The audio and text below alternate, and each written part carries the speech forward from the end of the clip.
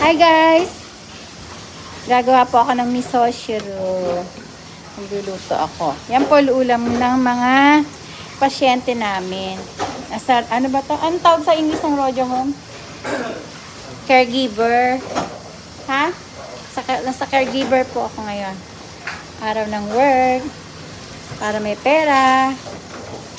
Kailangan na magtrabaho. Ito po ang buhay namin dito. Yan po ang mga tao. Yan. Ganyan. Araw-araw ganyan. Yan po si Seiko. Si Roland. Hi! Hello! Hello, sir. Yan. Ganyan lang po. Sumisinga po siya.